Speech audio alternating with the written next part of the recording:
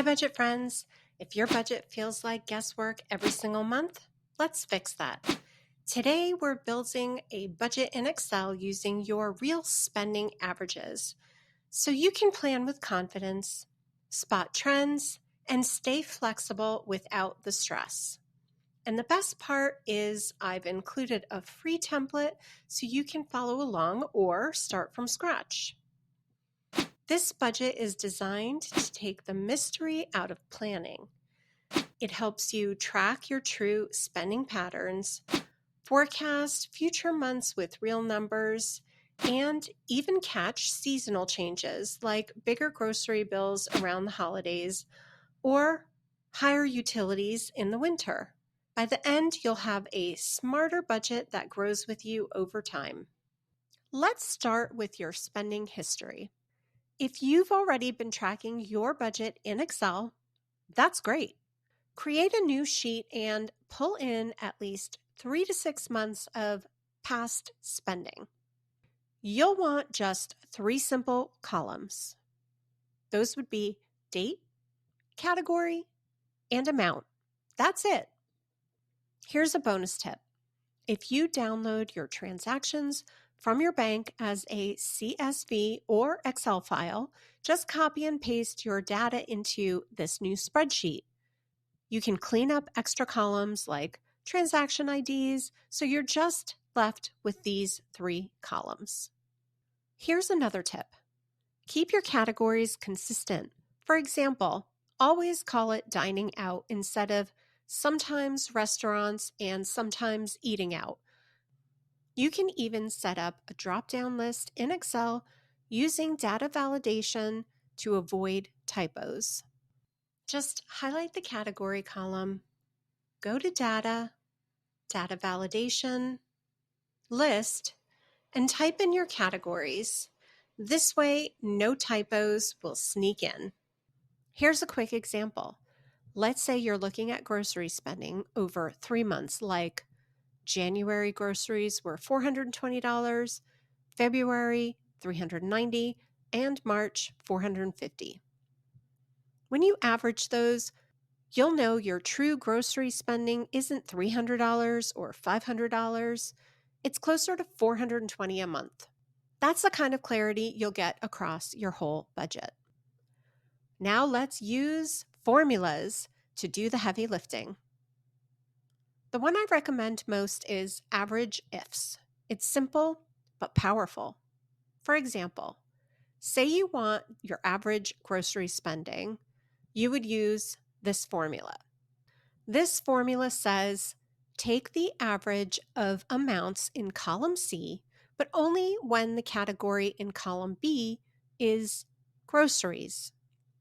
You can repeat this for each category you would like to see, which might include gas, dining out, utilities, subscriptions, personal spending, whatever you want to see. Here's another great tip. If you don't want to type categories manually, you can build a category list on the side and use those cells in your formulas.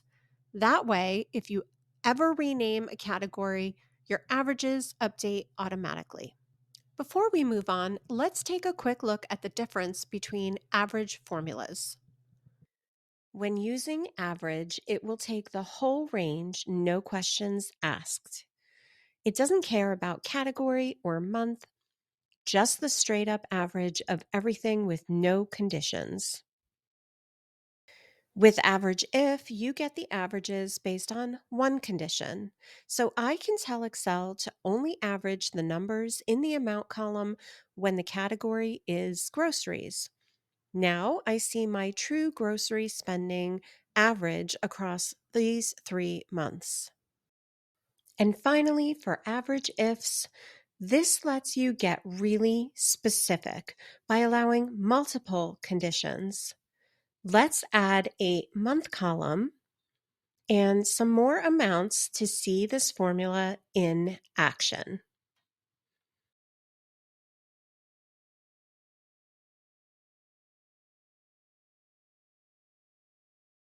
Here I'm saying, show me the average for groceries, but only for January.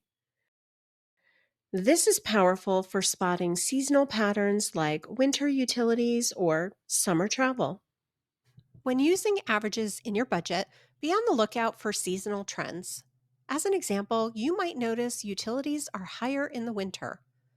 With average ifs, you can average only the rows for winter months. For me, that would include December to February to see that seasonal pattern. Also, you can try this cool Excel cleanup tip. Did you know you can wrap your formula in equal round if you don't want messy decimals? This is what that formula looks like. Once you've got your averages, it's time to put them to work. Create a new monthly tab with columns like category, average spend, planned spend, actual spend, and difference. Use your average spend as your baseline. Then adjust your plan numbers based on what's coming up. For example, your average dining out spend is $150.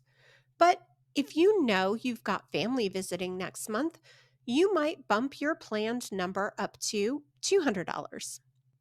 That way, your budget isn't just a random guess, it's rooted in reality, but still flexible for life. Think of your averages as the default. They tell you what usually happens, and your planned spend is where you can be intentional and make adjustments for the month ahead. Here's another tip. For an annual forecast, you can also multiply your average monthly numbers by 12. Suddenly, you've got a simple yearly forecast. Groceries might cost you $5,000 to $6,000 per year, dining out $1,800 per year, and so on. This can help with saving for vacation, annual subscriptions, or sinking funds. It's just great insight into your budget. Here's where Excel shines. If you link your average formulas to your data sheet, your averages update automatically every time you add new expenses.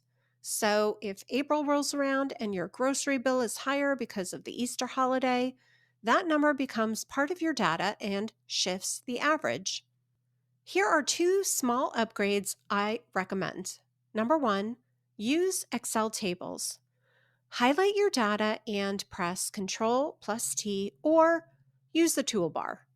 Tables grow automatically as you add new rows, so your averages always include the latest data. Number two, use named ranges.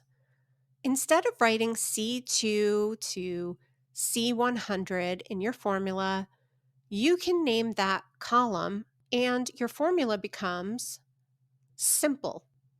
It makes your formula easier to read and maintain. Here's a little bit more of an advanced Excel trick if you want even cleaner formulas. Use structured references with tables. Here's what that would look like. For added bonus visuals, you can include simple sparklines or a quick chart to see how each category trends over time.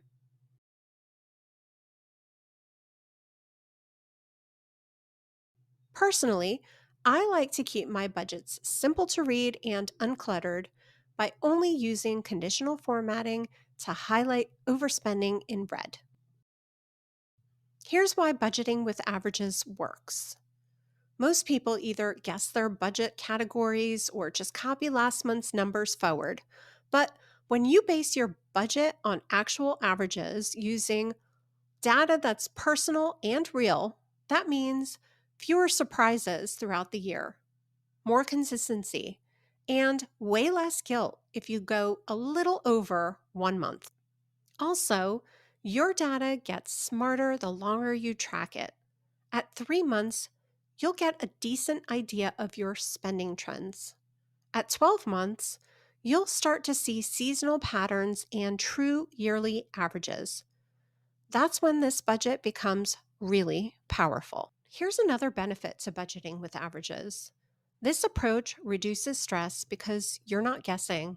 You're planning with numbers that reflect your real life.